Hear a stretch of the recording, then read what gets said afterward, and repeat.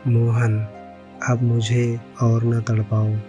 मुझे अपनी बाहों में भरकर अपने प्यार की बारिश कर दो, क्योंकि मैं बहुत दिनों से प्यासी हूँ। इस कहानी को पूरा सुनिए। मैं आकाश को दिल ही दिल चाहती थी।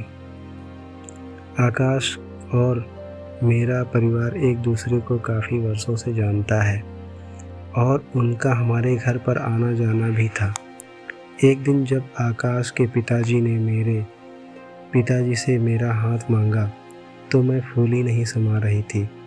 मैं उस दिन बहुत खुश थी। आकाश अपने घर में इकलौता है। हमारे परिवार एक दूसरे को काफ़ी वर्षों से जानते हैं, इसलिए मेरे पिताजी को कोई भी आपत्ति नहीं थी और हम दोनों के रिश्तों के लिए मेरे माता पिता तैयार हो चुके थे। हम दोनों के रिश्ते को अब रजामंदी मिल चुकी थी और जल्द ही हम दोनों की सगाई की रस्म भी पूरी हुई। हम दोनों एक रिश्ते में बंध चुके थे। क्योंकि मैं सरकारी स्कूल में टीचर थी तो मेरे पिताजी मुझे कहने लगे, बेटा तुम आगे क्या सोचा है? मैंने पिताजी से कहा, मैंने अभी फ़िलहाल तो ऐसा कुछ नहीं सोचा है। अभी तो मैं अपने स्कूल को जारी रखना चाहती हूँ। करीब 6 महीने बाद हम दोनों एक सूत्र में बंध गए। अब हम दोनों पति पत्नी बन चुके थे। आकाश के घर में बहुत खुशी का माहौल था। मेरे मन में भी खुशी का भाव था। मैं बहुत ज़्यादा खुश थी क्योंकि मैं आकाश को दिल ही दिल चाहती थी और आकाश से मेरी शादी हो चुकी थी। हम दोनों एक दूसरे को पहले से ही भली भांति जानते थे। हम दोनों को एक दूसरे के साथ एडजस्ट करने में कोई भी मुश्किल नहीं हुई। उस रात हम दोनों के जिस्म एक हो चुके थे। हम दोनों के जिस्मों का मिलन हो चुका था। अब हमारी शादी को 15 दिन हो चुके थे। इन 15 दिनों में मुझे ऐसा लगा कि जैसे मैं दुनिया की सबसे खुशनसीब लड़की हूँ। हम दोनों अपने हनीमून पर शिमला चले गए। शिमला की खूबसूरत वादियों जैसे हम दोनों को अपनी ओर मोहित कर रही थी। मैं और आकाश बहुत ज़्यादा खुश थे। मुझे इस बात की खुशी थी कि आकाश मुझे शिमला घुमाने के लिए लाए।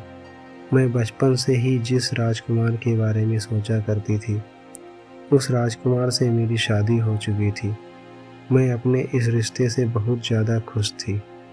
हम दोनों का हनीमून बहुत ही अच्छा रहा। हम करीब 1 हफ्ते बाद हम लोग मुंबई लौट आए। जब हम लोग मुंबई लौट आए तो मैंने शादी के चलते स्कूल से छुट्टी ली थी। आकाश ने भी अपने दफ्तर से छुट्टी ली थी। हम दोनों की छुट्टियां ख़त्म होने वाली थी, लेकिन मुझे अपने स्कूल जाने का बिल्कुल मन नहीं था। मैंने अपने ससुराल में थी, इसलिए मैं सुबह जल्दी उठ जाया करती थी। लेकिन आकाश अब भी बिस्तर पर लेटे हुए थे। मैंने उन्हें चाय देते हुए कहा, आकाश अभी तक आप सो रहे हैं? लेकिन उन्होंने मेरे हाथ को पकड़ते हुए कहा, क्यों सुमन, तुम जल्दी उठ गई तो क्या मैं भी जल्दी उठ जाऊं? उन्होंने बड़े प्यार भरे अंदाज में मुझे कहा तो मैं जैसे उनकी तरफ खींची चली गई। उन्होंने मेरे हाथ को खींचते हुए बिस्तर पर मुझे लेटा दिया। मैंने उन्हें कहा, आकाश मुझे जाने दो। मम्मी बाहर मेरे बारे में क्या सोच रही होंगी? आकाश ने मुझे छोड़ा ही नहीं। उन्होंने मेरी कलाई को पकड़े रखा और मेरे गाल पर एक किस किया। उसके बाद मैं बाहर चली गई। अब हर रोज़ की तरह आकाश तैयार होकर दफ्तर चले जाते। वह सुबह उठते और नहा धोकर नाश्ता करते और अपने दफ्तर के लिए रवाना हो जाते। मैं भी शाम को स्कूल से घर लौट आती, लेकिन मैं काफ़ी थकी हुई रहती थी। आकाश भी अपने दफ्तर से शाम को आ जाते थे। कुछ देर हम दोनों बैठकर एक दूसरे से बातें किया करते। मुझे उनसे बात करके ऐसा लगता जैसे मेरी सारी थकान दूर हो गई। मैं बहुत ज़्यादा खुश हो जाती थी। हमारी शादी को 6 महीने हो चुके थे, लेकिन 6 महीने बाद आकाश का व्यवहार बदलने लगा। आकाश का व्यवहार अब पहले जैसा नहीं रह गया था। आखिरकार एक दिन मैंने आकाश से पूछ ही लिया, आकाश, मैं काफ़ी समय से देख रही हूँ, जब से हमारी शादी हुई है, उसके बाद हम लोग एक दूसरे के साथ काफ़ी अच्छे से समय बिता रहे थे और तुम मेरे लिए वक्त भी निकालते थे, लेकिन अब जैसे तुम्हारे पास मेरे लिए वक्त ही नहीं है। आकाश ने मुझे जवाब देते हुए कहा, सुमन, हमारी शादी होनी थी, अब शादी हो चुकी है। अब मुझे अपने करियर को लेकर भी थोड़ा सोचने दो और मुझे अपने काम पर ध्यान देने दो। मैं इस बात से खुश नहीं थी।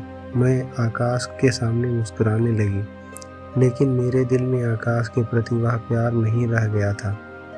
हम दोनों का वैवाहिक जीवन अब पहले जैसा नहीं रह गया था।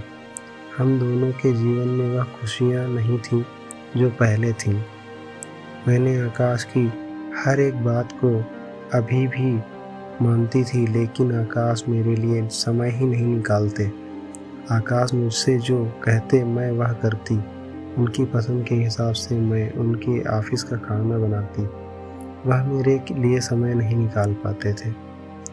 हम दोनों की प्यार की नींव कमज़ोर होने लगी थी और धीरे धीरे सब कुछ बदल चला था। मुझे कई बार ऐसा लगता जैसे मैं आकाश के प्यार में डूबी हुई थी, लेकिन अब हम दोनों के रास्ते काफ़ी अलग हो चुके हैं। आकाश ऑफिस से थके हारे आते, वह जल्दी ही सो जाते थे। एक दिन आकाश का मुझसे बात करने का मूड था, लेकिन उस दिन मैं काफ़ी थक चुकी थी क्योंकि हमारे स्कूल के बच्चों के एग्ज़ाम चल रहे थे, जिस वजह से मुझे बच्चों के पेपरों की कॉपी चेक करनी पड़ रही थी। मुझे जमाई आने लगी। आकाश मुझसे कहने लगे, सुमन, तुम्हारा ध्यान कहाँ है? यदि तुम्हारे पास मेरे लिए वक्त नहीं है तो हम दोनों को एक दूसरे से बात नहीं करनी चाहिए। और वह गुस्से में तिलमिलाकर सो गए। मैं आकाश से कुछ नहीं कह पाई और मैं भी सो गई। अगली सुबह जब मैं उठी तो आकाश अपने ऑफिस के लिए तैयार हो रहे थे। मैंने उनके लिए टिफ़िन पैक किया तो वह मुझसे कहने लगे, रहने दो, मुझे टिफ़िन नहीं ले जाना, और वो ऑफिस चले गए। मुझे कुछ समझ में नहीं आ रहा था। मुझे लग रहा था कि शायद हम दोनों एक दूसरे को समझ नहीं पा रहे हैं। एक दिन मैंने आकाश से बात की और कहा, आकाश, मुझे लगता है मुझे अपनी नौकरी से इस्तीफ़ा दे देना चाहिए। आकाश ने मुझे उस दिन बड़े प्यार से समझाया और कहने लगे, नहीं सुमन, तुम रहने दो। मैंने आकाश से कहा, हम दोनों एक दूसरे के लिए समय नहीं निकाल पा रहे हैं। जब भी मैं तुमसे बात करती हूँ, तुम मेरी बात को टाल दिया करते हो। इसलिए मुझे लगता है कि मुझे अपने स्कूल को छोड़ देना चाहिए।